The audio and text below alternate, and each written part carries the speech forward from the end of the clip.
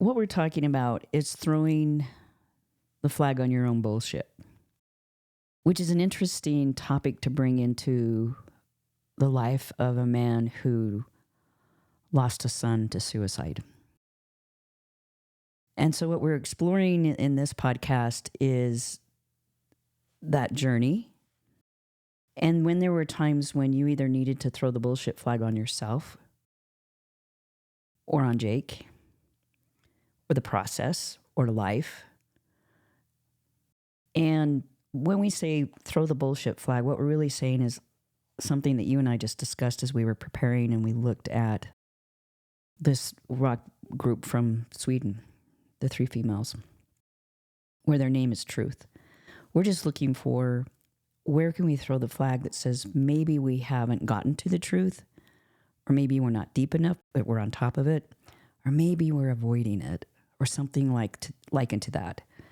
And so that's how we're going to start this up, Kyle. And I don't know if there's anything you want to say to that and why you consented to this and felt like we could co-create something together on this theme before we start questions. But how are you feeling about this?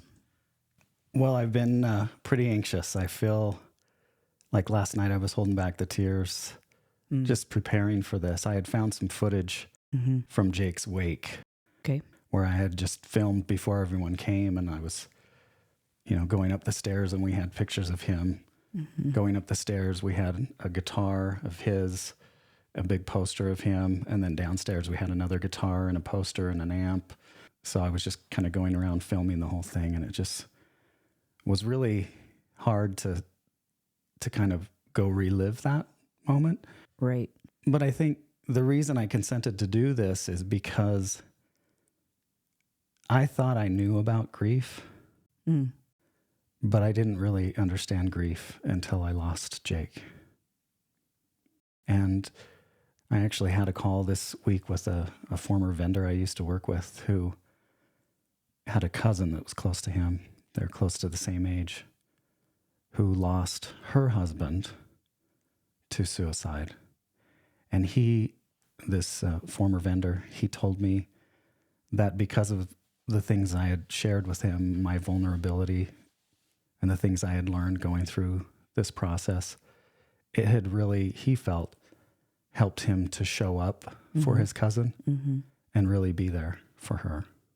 So I feel like grief is something not talked about enough. Right. We're very illiterate as a society, and we need to speak more of it because grief is just the other side of love. It's loss. Right. And if we're going to love, then we also have to know how to grieve. So maybe where we're throwing the bullshit flag right now is on ourselves for not recognizing that the inverse or the opposite side of the coin of love is grief, that we all lose people and things and individuals that we've loved when they're gone. It evokes something inside of us that maybe we'd like to avoid. And yet I've watched you go through this journey courageously, sometimes in the fetal position, right? Right. And you went through it. Like you went through it and you're still going through it. And so I think we found where the first flag gets thrown is on those of us who don't give enough credence or respect or even enough homage to grief. Wow. Is that maybe a message there? Yeah, for sure. It's a message. And I would even say I've learned that even pet loss, Oh, yes. losing a pet, Right. can be just as dramatic and hard to go through as losing a loved one. Yeah. Our pets, if you think about it, my daughter lost her older brother this year, and then just a few months ago, lost what she calls her soul dog. This was a dog that she had adopted. It was 10 years old when she adopted it, and his name was Chewy. And this little dog, she had 3 dogs at the time. She had 2 dogs and adopted Chewy. And then her other 2 dogs don't get up with her. They sleep in. She gets up early to work. She works from home. Well, Chewy would get up with her, follow her to the office, be with her like every minute of the day, and really looked forward to seeing her and hanging out with her. And so Chewy became her sole dog, even though she had these other two dogs, Right. one of them since it was born. But anyway, so Chewy was her sole dog, and it was sudden, even though he was 12 years old. He seemed just fine, and it was just a sudden thing where I never knew this before, but pets, I guess, when they're getting ready to die, Yeah. they don't want to die around their owners. They're humans, right? Right. And so they go hide. And I never knew this, but she told me that Chewy was going under the bed, going under the table, and hiding. And so she panicked, took the dog to the vet. The vet did all kinds of tests and said, no, we're 90% sure everything's just fine. This was just kind of a freak thing. Well, she left the veterinarian's office and Chewy had a heart attack just within an hour of her leaving. Wow. And she was going to get, I think, her Chewy's blankets and something because they were going to keep Chewy overnight. And they're frantically texting her. And she went back there and found out that Chewy had passed away. And At the vet's. right. While she was gone. Yeah. So she was absent. Yep. And so this was another sudden death. This was maybe 6 months after Jake passed away. And so because of what I'd read, because of what I had studied about grief, I took the day off and went up and spent time with her because I just knew that, because I mean, when I was 12 years old, I lost my dog, Sandy. Mm-hmm. And I was only, 12 years old, or 10 or 12 years old. And Sandy passed away, and it was a grief like I just didn't understand. And looking back on it, I just thought it was because I was young that I had a hard time dealing with it.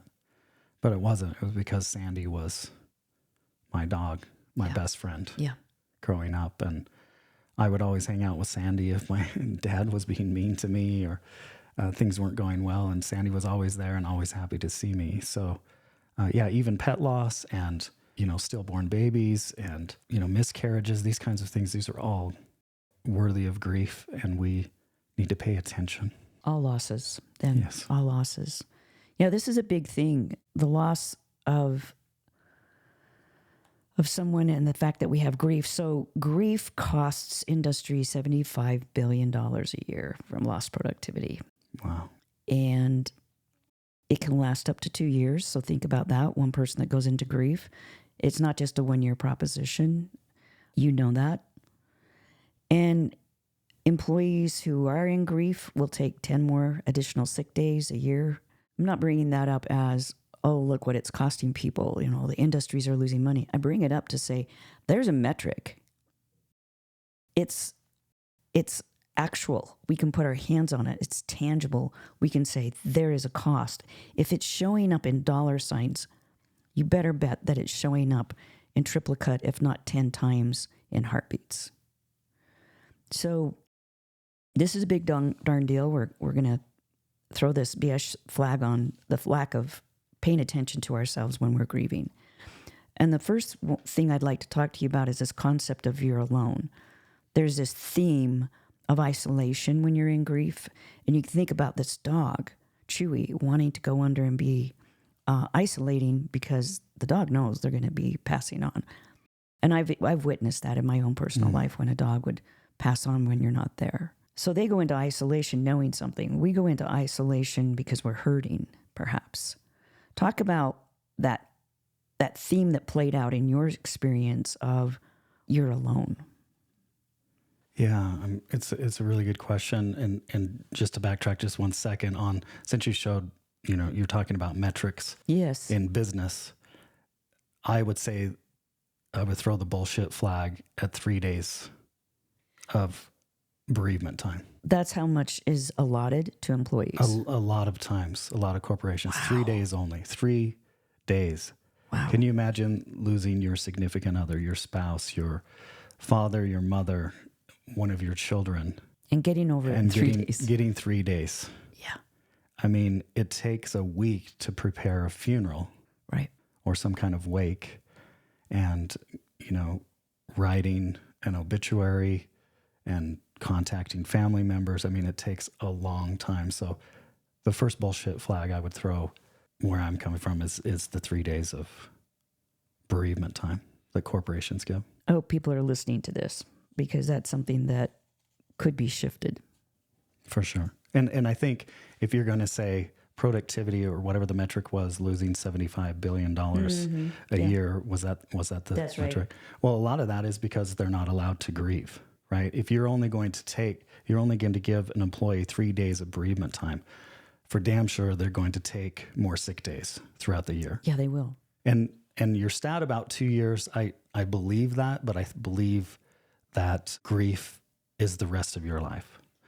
So I don't know, I don't understand what the 2 years means, but what I've learned is that grief, for example, if you a care jar used in canning, if you think about that as your life, and if you could fit, say, a racquetball in there and that's your grief, over time, what happens is that racquetball doesn't turn into a marble or a golf ball or get smaller over time. The racquetball stays the same size. What happens is instead of just one of these glass care, I think that's how you say it, like a quart jar. Yeah, the glass gets bigger Right. over time. Right. And so what happens is your life experiences expand. And so you're able to sort of, it seems like the grief might be smaller, but it's probably the same size because your love hopefully doesn't fade for that individual or that dog. And so you don't want your love to shrink. So you really don't want the grief to shrink. Now, being able to manage your grief in better ways, or one of the things I would say, and I'm getting off topic here with the original question, but what I would say is that I would throw the bullshit flag at the idea that you can heal, that this is just like a cut and then the skin will grow back together and you might have a little scar, but you are healed. This whole idea and the big push is you'll get better. With time, you'll get better. These are bullshit responses to say to someone who's grieving.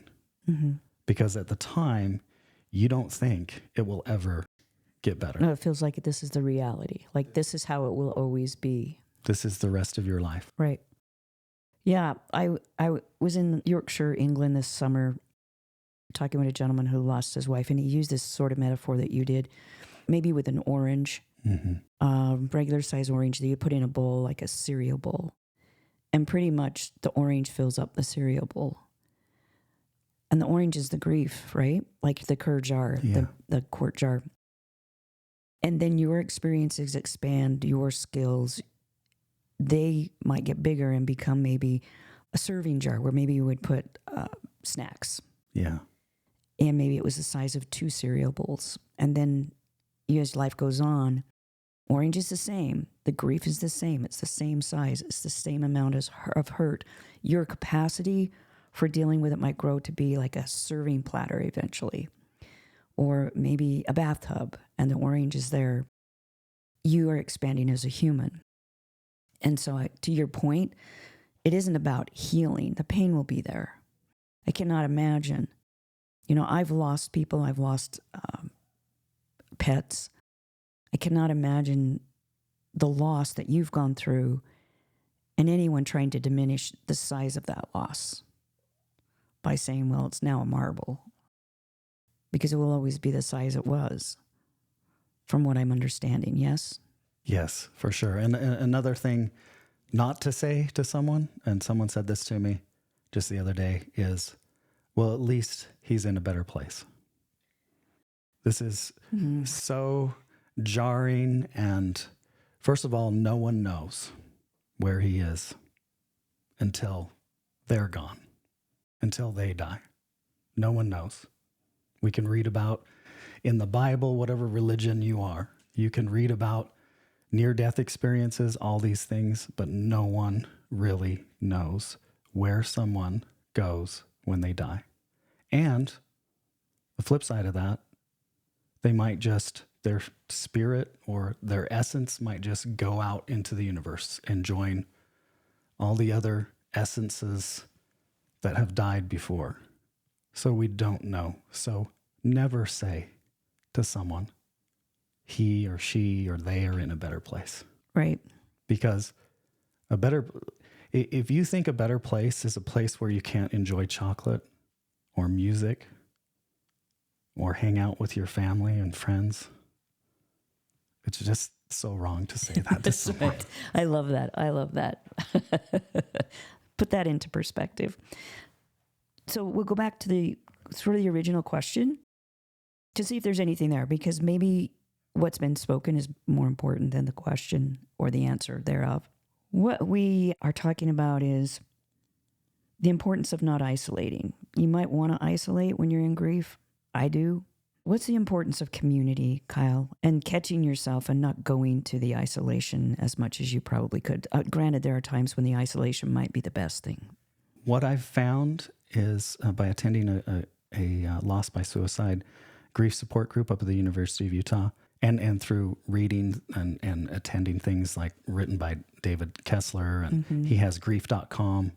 If anyone's interested in that, there are online groups that you can join. But David Kessler actually worked with Elizabeth Kubler-Ross, who came up with the 5 stages of, it was actually the five stages of the dying. Of the dying. And it was changed to grief. Mm. And he's come up with a 6th, and that is finding meaning. And he wrote a book called Finding Meaning. But he would be the first one to tell you that grief is so individual. Yeah. You can't apply, it's not one size fits all. And so people grieve differently.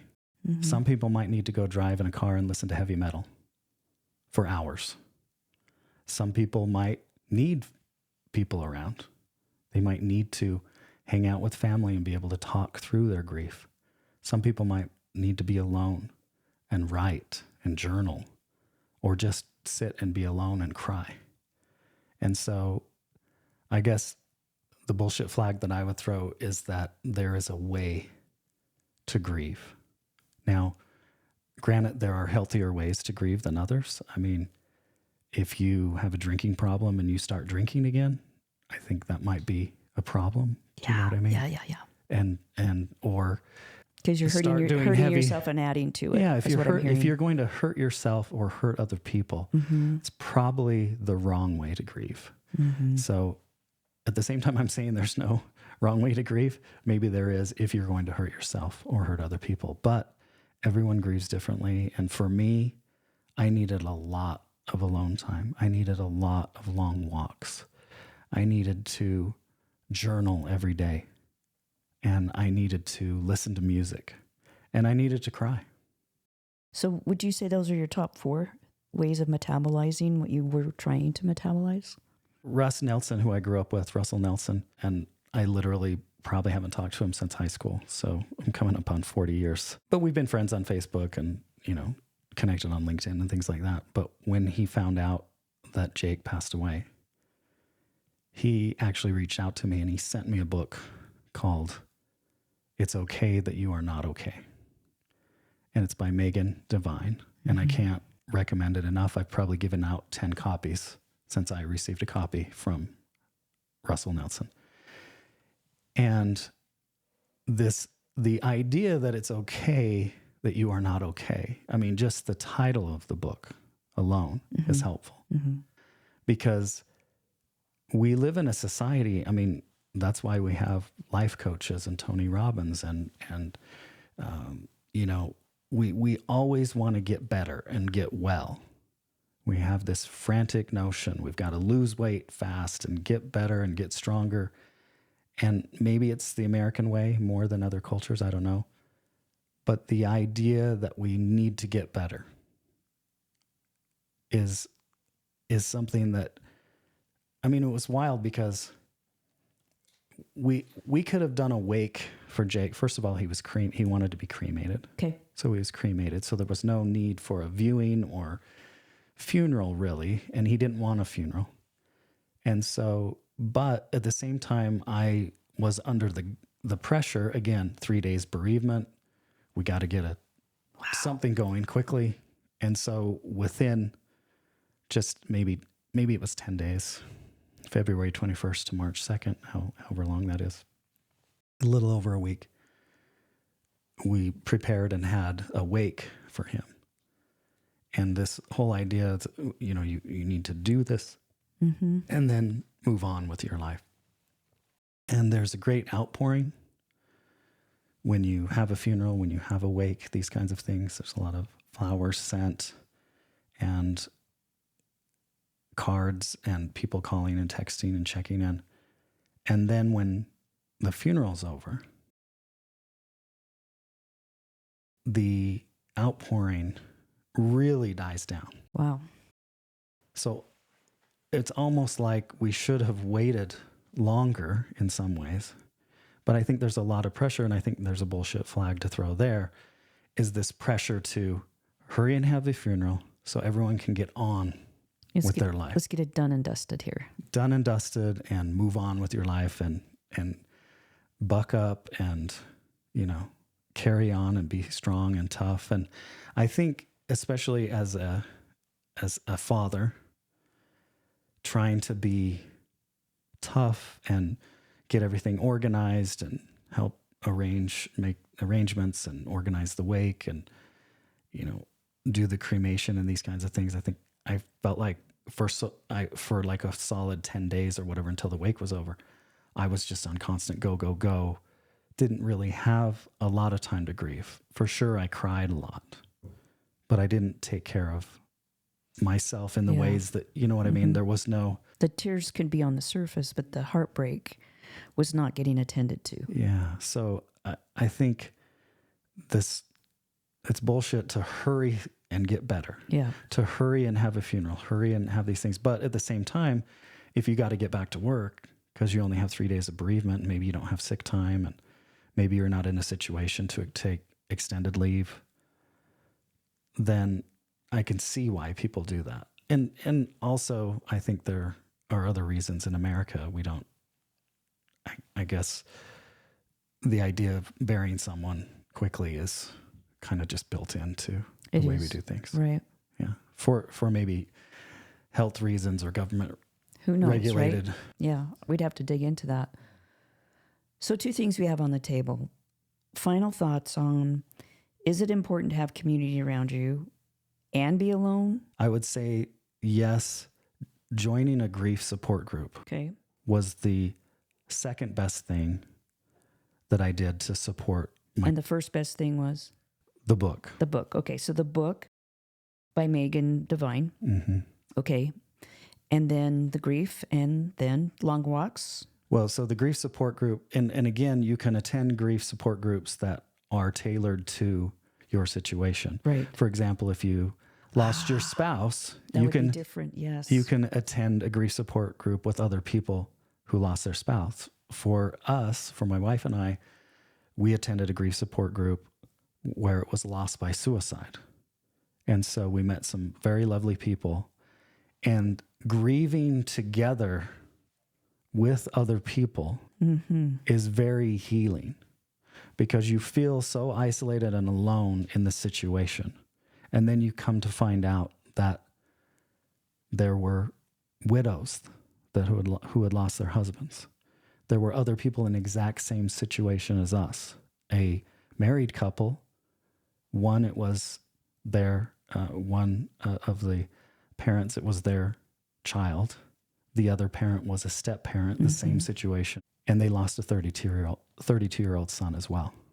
Wow. It was all lost by suicide. And in the situation for suicide, first of all, people don't understand that there are over 2 times as many suicides in America as there are homicides. That's a huge statistic. It's gigantic, and we don't talk about it. And it's almost, and they even say that if you lose someone to suicide, okay, if it's lost by suicide, that the outpouring is not at the same level. If Jake had passed away from cancer, the outpouring would have been greater. I think it's such a taboo topic. It's so, there's so much stigma to the whole idea of someone, you know, taking their own life, that it's almost like people don't know what to say anyway in any kind of grief situation. A lot of people don't know what to say, but especially for suicide. They don't know what to say. And it's almost like sometimes people act like they're going to catch a disease. And I know one reason why they don't publish a lot of this information is because they don't want copycat situations. They don't want other people to do this. Yeah. And so I understand, but I think we still don't talk about mental health enough, mental wellness. And this is a big problem, especially for males in America and everywhere. Do you want to say more about that? In fact, I did a podcast this week with someone who was very vulnerable. And I asked the question, when did you cry the hardest? Mm-hmm. And he said in high school, because he was going through some major depression. And this was in, I believe, the late 90s, early 2000s. And he said mental wellness was just something that wasn't talked about. And in fact, he went to Notre Dame and he started a mental health an advocacy group. And again, people were like, well, that's kind of weird.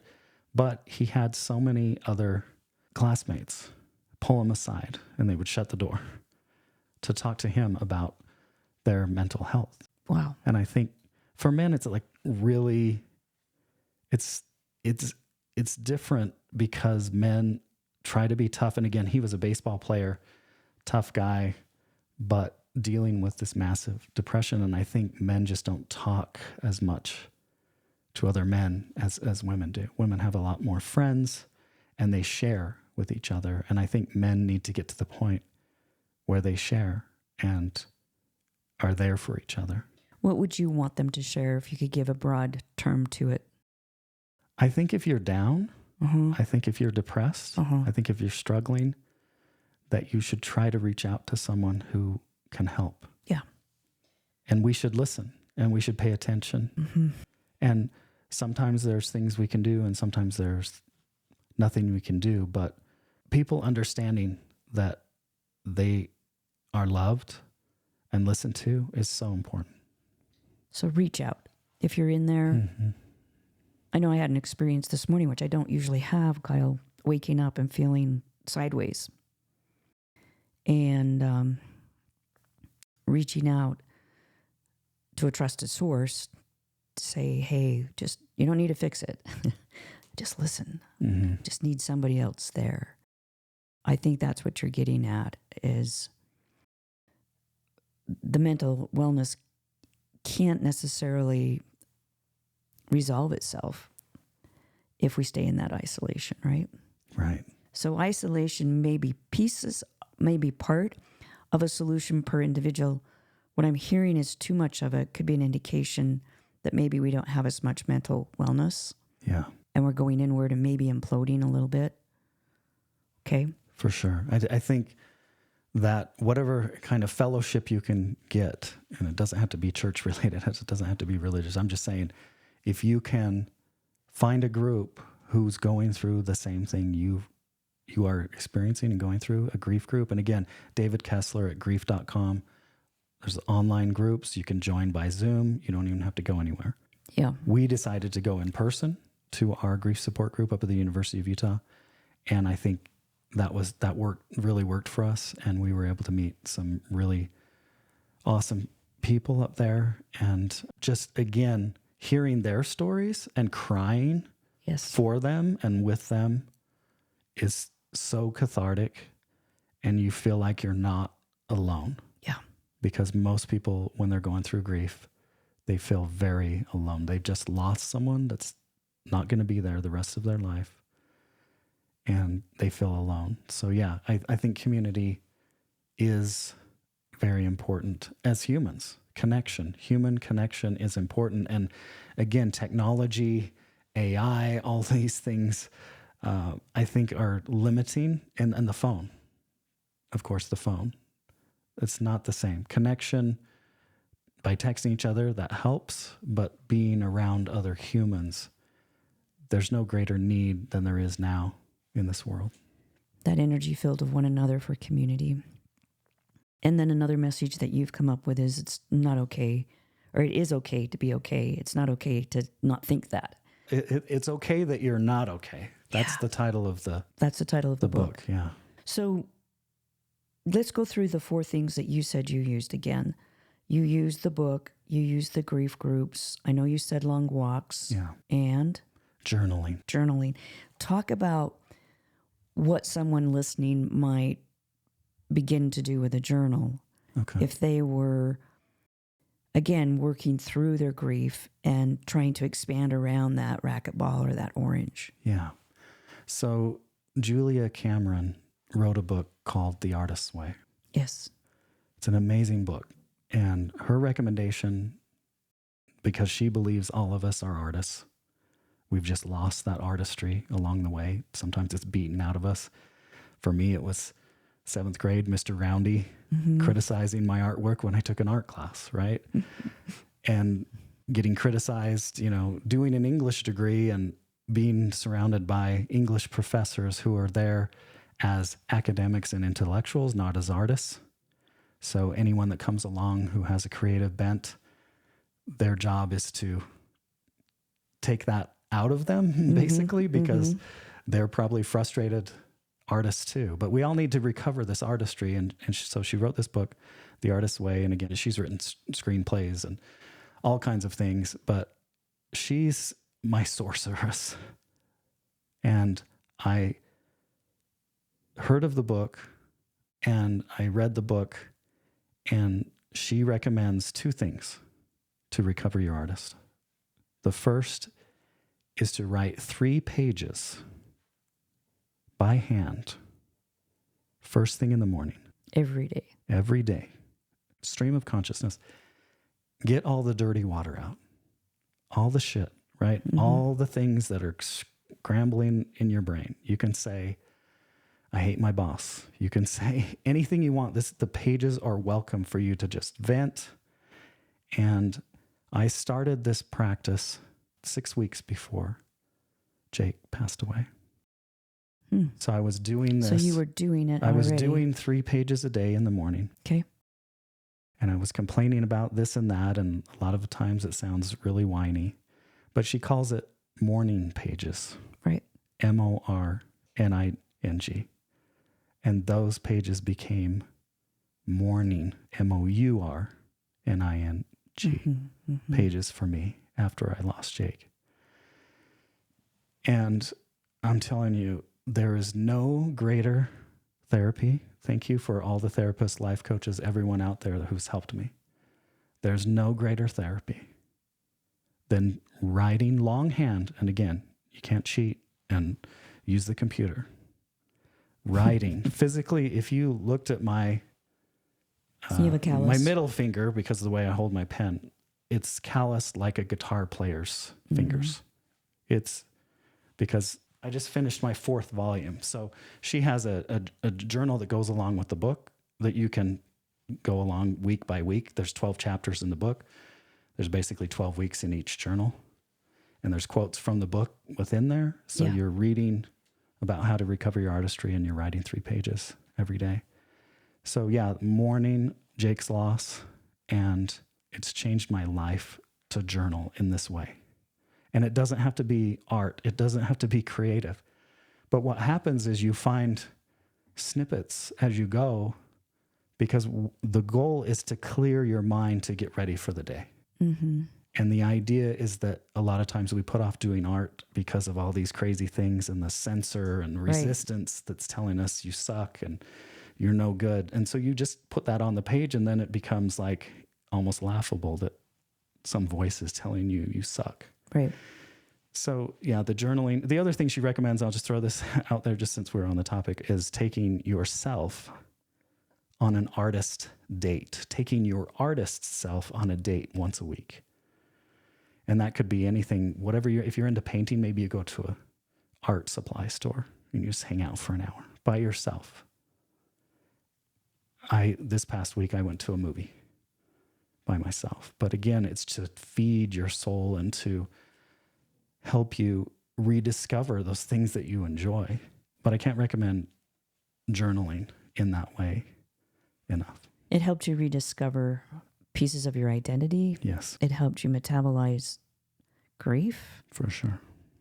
It sounds like it was something, and I don't know what your opinion is about this, Kyle, there could be a message for someone who needs to create their own method of grief and allow themselves to continue a routine that they started before the grief to maybe be a lifeline to something. Yeah, I think so. And I think the fifth thing I would just, did Please. we say 4? The fifth would be, so walking was kind of a physical form of exercise, but Jake was a gym guy. He's very fit. And so I wanted to kind of follow Jake's lead, and I got a gym membership, and I started throwing around heavy weight. And that's changed my life as well. Just, there's something about physically exerting yourself that allows you to, like you said, metabolize the grief. So long walks definitely helped. And a lot of times I'd go on meditative walks, so not listening to anything, but just listening to myself and thinking about Jake, having conversations about Jake and things like that. So. Yeah, I can think of people, myself included, when we're grieving, you know, we have our playlist that's on repeat and maybe we walk and we walk and we listen, and there's something cathartic about the process. Yeah. Even if it hurts a little more sometimes when you're in it, right?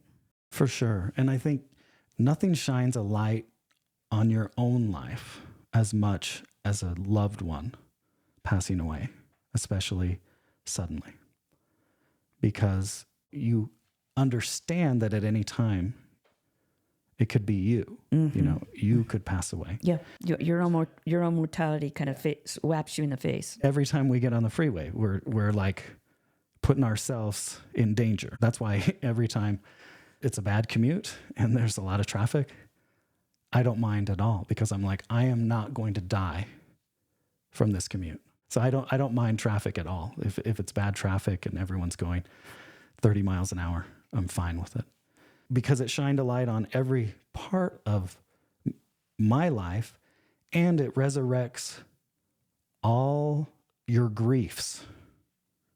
So I had grief from losing my father to COVID, losing my mother to Alzheimer's. I mean, all the little griefs from getting rejected by a girlfriend in junior high, like all these things are kind of surfaced and really shine a light on your own life. And you really wonder what the hell you're doing here and what you're going to do going forward. You really question. Yeah. No, it's a kind of a reality. Like, what the hell is this? Yeah. And it makes you really think through. And when this is happening, if you're not writing in a journal, then it's just a bunch of jumbled ideas in your head. There's no clarity. And so writing every day, first thing in the morning, you start looking for, like, it's really hard at first, because especially if you haven't written longhand for a long time. I mean, this is like exercise. My hand was actually sore, like somehow lifting or something. Lifting a pencil, but holding it in that way because it would take 30 minutes to 45 minutes if you're writing fast, sometimes an hour. Right. But you start looking forward to it, and you start ideating about things you want to do, how you want to live your life, changes you want to make in your life. And I think grief just really narrows the focus, and pretty soon you're like, okay, these are my values, and these are my pillars that I'm going to live by. Right. This is my drop dead stuff. Like you isolate it from everything else. Non-negotiable. Yeah. Because I'm going to die. So what am I going to do? What am I going to do there? Before then? Yeah. And I don't know if you've ever thought this before, because I know when people get nervous and they're like, oh, maybe they have to public speak, or there's some big presentation they have to give at work, and you're driving to work and you're like, oh, I hope I get in a car accident so I don't have to do this, or what, you know what I mean? Like, and or you get some bad news from the doctor or whatever, and you start panicking, thinking, what if I die? What if I die?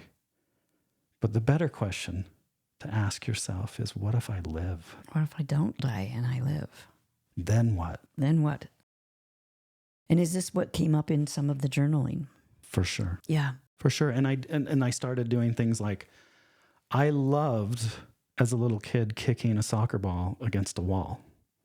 And it happened to be our garage. Yeah. And I wore out the grass in front of it. And I would go out there for hours. This is when soccer was, we didn't even have professional soccer in the United States. Yeah, but you loved it. I lived for it. And I would watch Soccer Made in Germany. It was the only, you could watch one soccer game in the United States, at least in Utah, one game per week. That's it. One soccer game, and it was called Soccer Made in Germany, and it was the Bundesliga. So it was German soccer. And Toby Charles was the commentator, and it was fascinating. So I'd watch the game, and I would see this perfect pitch that they'd play on. And I would go outside and I would mow the lawn. So it was just freshly mowed. Yes. And then I would kick the soccer ball and try different moves and just kick the soccer ball against the wall. And I played soccer till I was 40 and I had back issues. And that's when I hung up my cleats. But I never lost that love for kicking a ball. So I bought this bounce back net in the summer. And I would just go out there and kick against it. And just relive sort of this childhood thing that I loved to do. And it was and I would shoot baskets too. I would just, in our driveway growing up, I'd shoot baskets. So that's what I did a lot of that in the summer. Right. And it was just the physical movement helping you process grief. I think it's been said before, something like the word motion is in emotion. Emotion. And so if you're able to go on walks or do something physical, I think that really helps. I appreciate you giving us some of these recipes, if you will, for what you did. And it's okay to not be okay. It's okay to be a mess. It's okay to fall apart. How about this theme of there's no safe place to melt down? Because you know how grief, I've experienced grief almost like a corkscrew, where on the southeast side of it, you're going to hit denial. And on the northwest side of it, you're going to hit the anger. And then there's another place for the sadness, so, and then there's the negotiating that didn't really happen, or that magical thinking, or whatever you call that, where you're like, you can't quite grasp the reality of it. If only I would have done this or that. Yes. So there is a place on that spectrum, or that corkscrew, for meltdown. Like meltdown. And I don't think very many people are comfortable with meltdowns. They are a way of life for many people. They're something that has to be dealt with. Is there something that can be created by an individual who's grieving so they can have what they need during meltdown time? I think you need to melt down. You need to do it. So that's the first thing. For sure. So throw the bullshit flag on anything that says, don't go there. Big boys don't cry. Go there. Go there. Big boys do cry. Big boys do cry. And Andrew Garfield, who plays Spider-Man and was in The Social Network, he's a great actor. He lost his mom, and he and his family were very close to his mom. And what he talked about, and he will tear up in interviews. He doesn't care, because he says that this grief, this crying, is just unexpressed love. And the way that he gets closer to his mother and gets held in her arms again is to cry. Right. And ever since I heard that, and I didn't hear it until after Jake's passing, but ever since I heard that, I've been okay with crying. And, I had this, and I think David Kessler calls them grief bursts, when something could just, bring you to your knees. And for me, we were talking earlier, but there was a song in the show called Shrinking. Mm-hmm. And second season, by the way, those of you who are listening. Yeah. And it just made me think of Jake. And it just touched me to the core. And there are several songs, and we were playing some before we started this. And I just want to share, because, people have dreams about people they lost. And one of the dreams I had about Jake a few weeks ago. I had my arm around him, and he was only 5 at the time. He passed away when he was 32. But I had my arm around him, and he was about 5 years old, and he was looking up at me, and I was looking down at him. And I just said, I love you. I love you. I love you. And I learned recently, my youngest son, James, has read a lot about dreaming and what it means and how you can sort of do things in your dreams if you pay attention. I learned recently that when you get overly emotional in a dream, it stops. And I was looking at him saying, I love you, I love you, I love you. And I woke up crying. And I'd never thought you could cry in a dream, or I guess I wasn't crying in the dream, but it woke me up. I just want to share this other dream I had about him. Let's go for it, because I think we'd throw the bullshit flag if we said, don't read this. We've got to have, this podcast is going to be as nonlinear as grief. Okay, good. So that was one of 2 dreams I've had. Okay. Or Jake's in them. The other dream I had, this was recently. This was only about a week ago. And my daughter and my youngest son and my wife, I felt them with me. So they were behind me, but I was walking around, and I was on a cruise ship for some reason. I've only been on one cruise. I have no desire to go on cruises. But I was on a cruise ship for some reason. Okay. So whatever that meant, or whatever I was trying to process in my dream. But we were walking up on deck or whatever, and ran into my other son, Joe. And Joe said to me, did you hear that Jake bought a ticket to Sweden? And then I was magically, you know how you go from scene to scene without I didn't have to walk there. All of a sudden I'm in some kind of stately cabin. It was almost like a conference room. I was like, wow, how is he staying in this suite? Basically, but he was standing against the wall. And I'm standing in front of him, and I'm like, Jake, I heard you bought a ticket to Sweden. And he said to me, yeah, but I put it up in the there and then. Oh, wow. And I said, there and then? What do you mean? And he goes, and he did his laugh, because he was very witty. And he chuckled, and he said, you know, as opposed to the here and now. I put it up into the there and then. Yeah, the someday it will happen, but not now. And I started to get emotional, and I said to him, but I want you to be here. And I woke up because I was angry. Yeah, you were angry that he wasn't here. Were you angry at him? I was angry at him. Because he wasn't here. Because he wasn't here. Not because his ticket was somewhere. It was because you were talking, and then what? What happened? I got overly emotional and just said, but Jake, I want you here. So you gave what you wanted to Jake. And what I learned from it was that, first of all, none of us can control anyone else. We can't. True.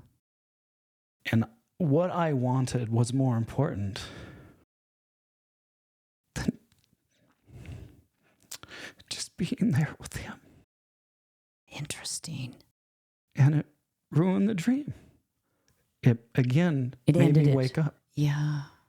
And it made me think of so many times that we are not just present and going with the flow. We want to force what we want. We have an agenda. Every other person. Yeah. And we want to get on to the next thing. We want to move this ball down the field. We want to move this car down the road. And we spend so little time being present, really present. And it was such a lesson for me. And I swore that next time I have a dream and Jake's in it, that I will be present. Because I could have just said, oh, Jake, do you want to go on the deck? Do you want to go see Joe?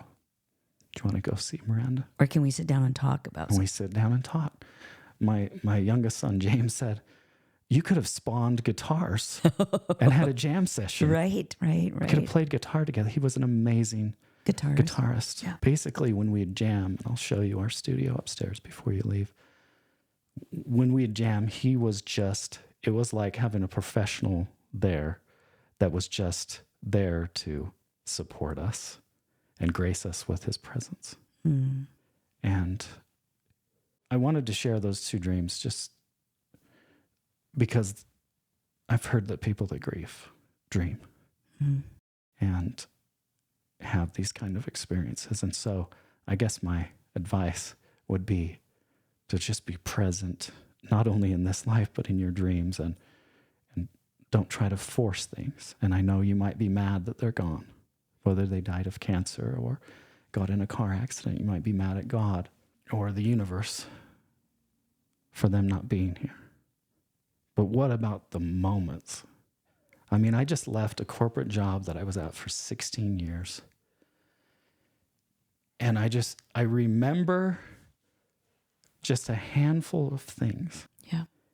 And they're just little snippets, moments of time. Some stories were funny. It was never the big presentation or, wow, we did this or that. It was the moments interacting with other people. In the whole 16 years. In the whole 16 years. The tiny moments, like that one in the dream where you could have been more present with Jake. Interesting. So a message to fellow grievers. Because when we're grieving, we may be dreaming more. What do you say to us? I would say enjoy them. I mean, I heard Jake's voice. You were there. I was there and I heard his voice, and the way he moved his hands was the same gestures. Mm-hmm. And how witty he was to say, I put it up into the there and then. And I really don't remember hearing that phrase ever before. I'm sure it's out there because I always hear the here and now. But for him to have a play on word, it was very much totally like him. Jake. Yeah. He loved language. He had a vocabulary better than most kids. So I would say to people who dream, enjoy it. Don't force the issue. If you're dreaming about that person, I know you might be mad they're not here. You might be in denial that they're not here. But just be there with them and enjoy hearing their voice and seeing them. And the same goes with crying. Cry. It's okay. That's how you draw yourself closer to the person or your pet that you lost. Because crying is a form of love. It's unexpressed love. Unexpressed love. We never get enough time with anyone. We don't. Given fact for all of us listening to remind ourselves of that. And perhaps even something I'm taking away from the dream experience that you shared. So just a touching experience. And I appreciate the visceral honesty that you gave us with that. Maybe that can be for all of us to remember the next time we haven't seen somebody for a while, or the next time a child takes our hand, or the next time we're enjoying something. Be there now. Be there. Be there. And see what happens when you're just fully there. Those are the moments that you remembered in those 16 years of work. When I was really there. Yeah. And enjoying a moment with other humans. I know you have some cautions and some places where you would say beware, because you've talked to me about it, about making big decisions while grieving. I think the most recent grief scenario I went through, if I can call it that, I did have to lay low from big decisions and just kind of get through until my executive functions were back on. What do you want to say about that, Kyle? I would say, yeah, I think you need to grieve. I mean, this is the problem with 3 days of bereavement, right? That's not enough time. You're going to take more sick time. You're not cognitively going to be functioning very well in your job, whether you work for yourself or work for someone else. And that's okay, because that's the process of grief and grieving. And so I would say caution, but sometimes a death, again, shines such a bright light on you. You might also want to throw caution to the wind and go do the things that you've put off, because now you realize that we're only on this planet for a short time. So there's a good bullshit flag to throw down and say, wait, or somebody else knows better, or there's a rule book somewhere that you need to consult. And it's like, life is short. It's not going to get any longer. And sometimes you need to go for it. And maybe what we're saying, Kyle, you said it earlier in not so many words, but in strong sentiment. We're each walking an individual path. So what we're talking about right today maybe gives somebody else the freedom to use that executive brain and make an executive decision for themselves. And if it didn't turn out the way they wanted it to, after they make it, change it. But nobody else can drive your bus, right? Right. And you were in charge of your own grief. I watched you from the beginning to where we are today. You drove that bus. And you may have taken consultation or insights or wisdom from other people. But at the end of the day, I know you drove that from your own wisdom. Would you agree with that?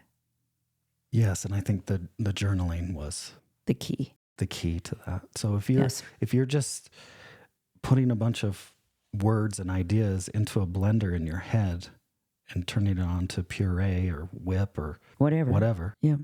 that's not the same as taking those words and ideas and clearly writing them down, so that all of a sudden they become clearer just by the act of writing. And you can see them in black and white, or blue if you use a blue pen, Yeah. like I They're do. right on the page. They're right on the page, and then you working through those Yes. each morning, and you can get somewhere. That's why I'm saying it's the best form of therapy, because the best therapist at the end of the day, you know yourself better than anyone else. And you could spend 8 hours a day with a therapist. You still know you better than the therapist. Sometimes it's hard to see yourself. Mm-hmm. And that's why there are life coaches and executive coaches and business coaches and things like that. So you can get perspective and bounce ideas off of, and you can gain from that. But you're the only one that knows what you need. And in the moment, you need to make those decisions. Yeah. And I think another way to give individuals listening to this the freedom and throw the bullshit flag on, you've got to do it somebody else's way, or, there's a right way. Mm-hmm. There's a one right way, is to be an experimenter and just experiment your way through it. When I work with career reinvention clients, I have to remind them that we're all just grown-up kids, and we learn the same way, right? You don't know if you're going to like that toy, but if you play with it, then you know. You don't know if you're going to like that food, but if you taste it, then you know. You don't know if you want to wear those shoes, but you put them on and you go, that's how I want to feel in my feet. And so the same thing with the grief process is experiment, try it. Yeah. I know people who would probably be here sitting in your seat going through something similar, saying it was the meditation or it was something else. You found the journaling, and that could work for a lot of people. Yeah. And it really worked for you. So there's a tool for people listening. Meditation could be another thing, but we have to find our thing, right? We have things. You did more than one. I want to go to something. You said it today. You've said it to me in past conversations. I felt this way when I lost a friend to suicide. Sometimes I still have twinges, and she passed in 2005. What was her name? Lynn. Wow. Same name as mine. And it's palpable again, isn't it? Yeah. Those of you who are grieving or have grieved, you'll have those moments where you feel it again. And you know what I've heard, Lynn? A really good, and this happened in Shrinking, actually, the last episode last week. Because those that don't know, Shrinking on Apple TV, it stars Harrison Ford and Jason Segel and other people, but Jason Segel is dealing with the death of his wife. And he meets someone, and she finds out that he lost his wife. And the first thing that she says is, what's her name? And it's such a simple thing. Like you just asked. Yeah, and I've learned this from before. I met someone on a walk not too long ago, and they had just lost their father. And you can tell that it was there. It was palpable, just like with you when you mentioned Lynn, losing Lynn. And the first thing I said was, what was his name? And that's when she opened up and said his name was Wally. And I was signaling that it's okay. And people want to talk about the one they lost. Yes. And they want to say their name. Say the name. Ask what their name is. This is just, I'm not trying to be Mr. Advice to you right now, but do you know what I mean? It's so powerful because people actually want to talk about the one they lost. And sometimes they don't because they're afraid to cry, or maybe you're not the right person that they're going to open up to. But at least you can ask. And I feel like there may be, for me, a need. I would take it away from the want to, I need to speak of Lynn every once in a while. Yeah. Why? Good question, right? What a great question. And so I'm going to pause right now and just say to those of you listening, if you've lost someone or something, say their name and then answer this question that Kyle has just asked. And you can pause right now if you need to. The why. Why do I say I need to say her name every once in a while? I need to because she existed. She was an incredible human. I need to because for so long I was angry she was gone. And now I can say her name in peace while she's gone. And I need to validate the process that she lived a life and I'm still living. And we don't know what comes after, if anything. But hell, if this isn't something real, like this thing of life and death, man, that's a trip, right? It's a goddamn trip right there. It's a goddamn trip. Yep. And so there's the need of just acknowledging and witnessing, man, we're really into something here. This was for real. Yeah. And it's a hell of a ride.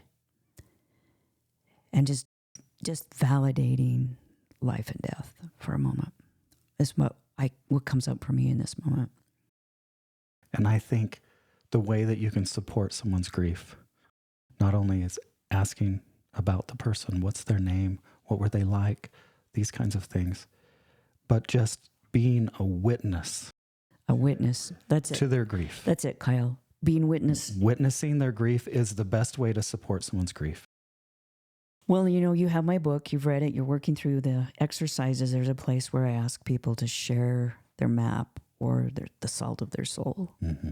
And in that witnessing, we can't always guess what's going to happen for the person being witnessed. But there is something that is transformative in that. And so I think that carries into this exercise of say their name and ask questions. Be their witness. Go get one if you don't have one and let them be your witness and see what comes up for you in that transformational place. And throw a bullshit flag on anything that says, don't do this. No, do this, do this exercise. It's important because it's a way of keeping their memory alive for us. Mm-hmm. That's why we want to talk about them. That's why we want to cry. And when someone mentions that they've lost someone, right, or a pet, David Kessler recommends that you act as if it just happened. Mm-hmm. Good. Because good it doesn't advice. matter if it's a year, right, 2 years, 5 years. Right. I attended a grief support, loss by suicide, grief support breakout group just via Zoom on davidkesslersgrief.com. And there was a person that helps kind of manage the group. He had lost his brother to suicide 25 years ago. Mm-hmm. Wow. And he was attending and helping a grief support group 25 years later. And he has street cred to do that. He has the chops. He can be there. He's a valid sentient being. Yeah, and there's a documentary film. It's about a family from the UK who lost their brother. It was a filmmaker, documentary filmmaker, who had lost his brother. And I believe there was one other brother and one other sister, and then 2 divorced parents. And they did not take the time to grieve the loss of their brother who took his own life. And the documentary filmmaker said that for 10 years, he couldn't even say his brother's name. And so he decided to make a documentary with his brother and sister and invite friends of the brother that he lost and go on these long hikes or walks that they do in the UK. There's all kinds of different things. There's one in Scotland or Ireland, and they did five or six of these long walks. And on one of them, they brought their father. You know, they had to bring him separately because their mom and dad were divorced, but they brought their father, and they talked about their brother and just documenting this grief. And it had been 13 years since they lost it. Wow. And it was just like it had happened the week previous. Wow. And it was so powerful to me. But when I watched this, I thought, wow, this is me in 13 years. I'm going to be still just on my knees and crying. But as it unfolds, then you realize, wow, they had not attended a grief support group. They hadn't read a book. They hadn't said his name. Okay. So there were actually some rituals or some activities. So I could sense that maybe the grief was just stagnant, and you can't. They didn't take the time to grieve. Yeah. They didn't really take the time. And there are consequences for that. Yeah. Because 13 years later, it was the freshest wound. Yeah. So here's what I want to ask you, because this is what I experienced with Lynn, which was I could have done more, and there's some guilt, maybe blame. Do you need to throw a bullshit flag there, or should you be guilty? We need to throw the bullshit flag. Tell us why. I know it's part of the grieving process. It's one of the 5 steps of grief. Anger, Yeah, anger and negotiation is like, how can I get this back or do it right? We're trying to manipulate it somehow or deal with it, kick the car tire. And I think it's very easy for us to blame ourselves. We wish we would have been there more for them. We wish we would have reached out more. Yeah, we think about all the things we could have, should have, ought to. Could have, should have, would have. And it's very easy to blame ourselves. But just like my dream, we can't get angry and destroy what was a beautiful life and a beautiful person by not just being present and thinking about all the good that they brought into our lives. Mm-hmm. And I think when we go into this anger and these negative emotions, instead of thinking about what an impact they made on our lives and talking about those things and not blaming ourselves either, we can learn from it and we can try to be more present going forward with other people. But we did the best we could with what we knew. We're always doing the best we can with what we know. And with all of our struggles and with all of scheduling conflicts, and we're busy trying to get this thing done for work, and we've got this activity and things like that, we do the best that we can. And so we need to forgive ourselves. I agree with you. Thank you for sharing that. Many will need to hear this. I'll put in juxtaposition with it a comment. I love hanging out with therapists. My work as a coach is somewhere between the healing arts of therapy and do it yourself. Go read the book or listen to the podcast. Yeah. And so I learn from them so many things. And one time a therapist said, you cannot be responsible for something until that thing becomes clear and you fully understand it. And then you should be able to respond. And I think about that now as I listen to you.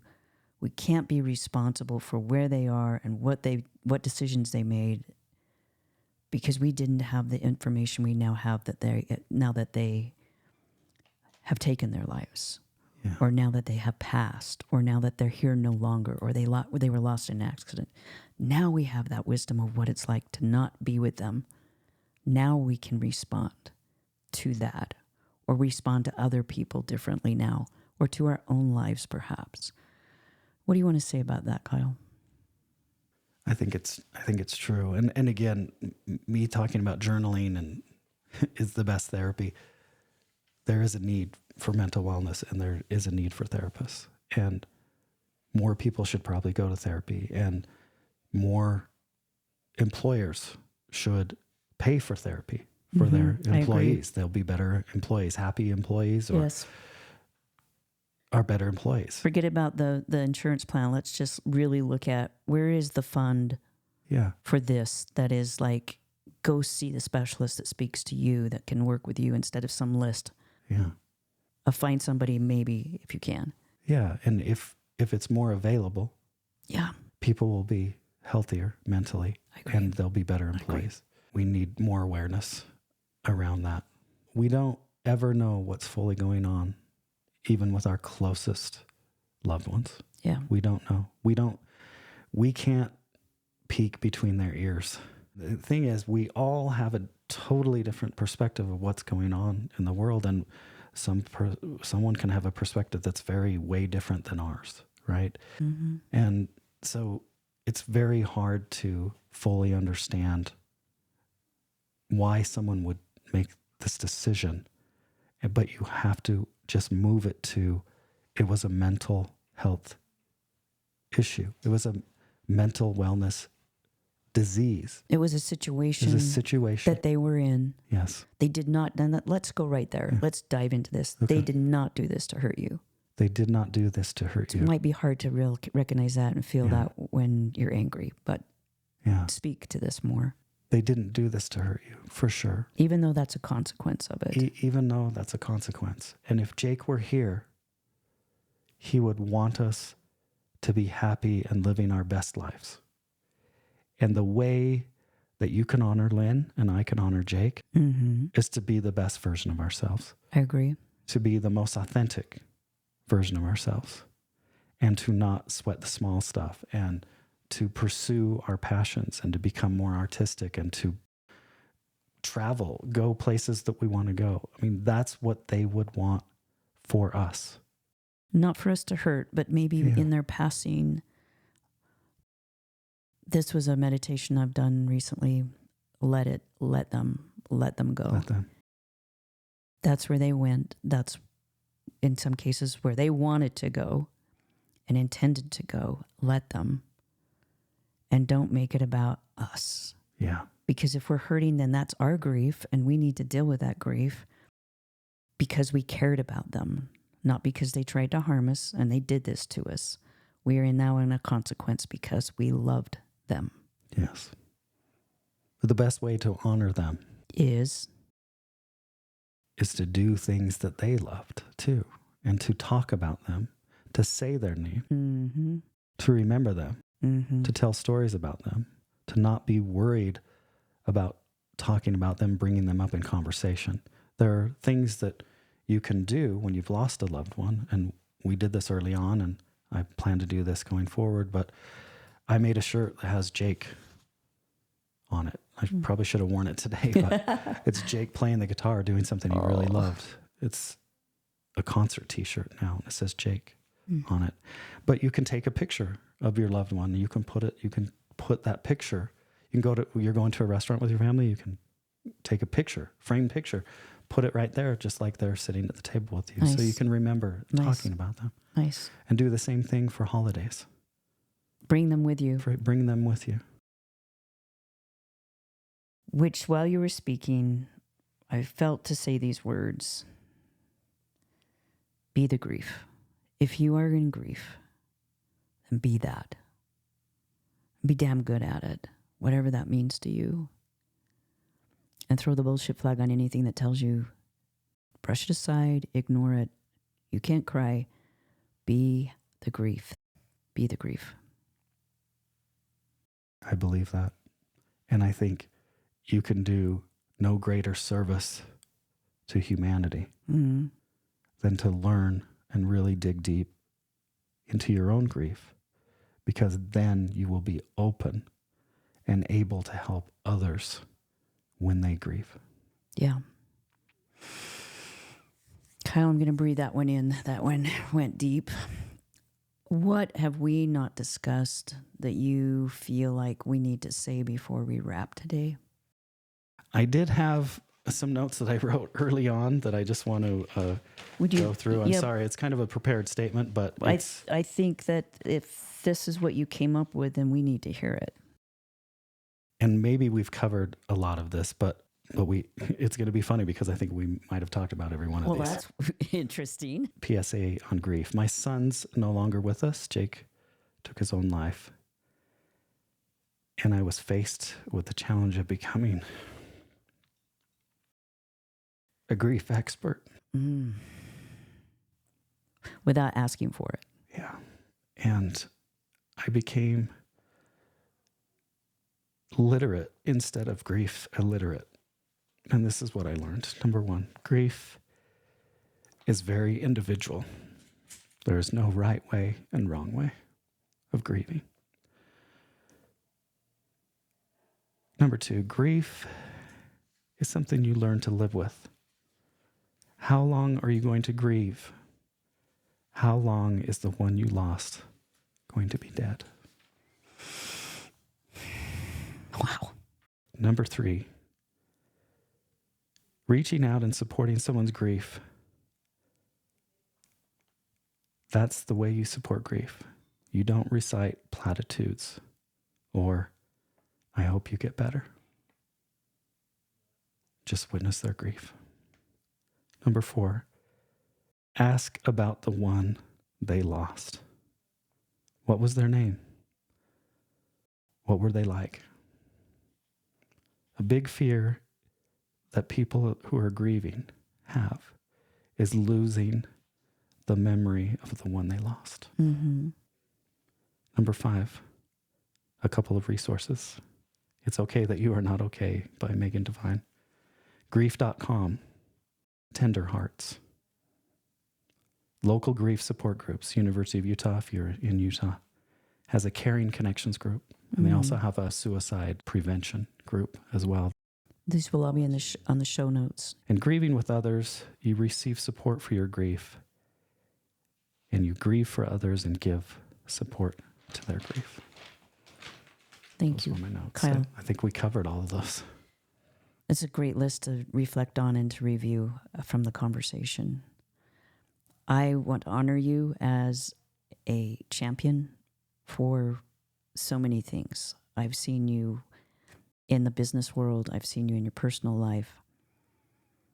So thank you for being brave and facing this, going through this, continuing, and now reaching out and supporting others. Kyle, the greatest thing that I feel like I've witnessed you do is dig deep into your soul and find out in the broken shards of your heart which ones keep the lifeblood beating through your veins. And those are the things you've hung on to. So thank you for doing that. Thank you for inviting me to be on your podcast. I can't say I was looking forward to it. Right.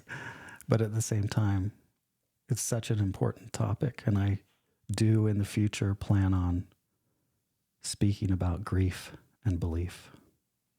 And your voice and your message are really needed, and you know that. Thank you for your support, and you've checked in on me during this whole process, and I appreciate you taking the time to check in on me and just witness my grief. It was my honor. Thank you for letting me be there. Thank you. Yeah.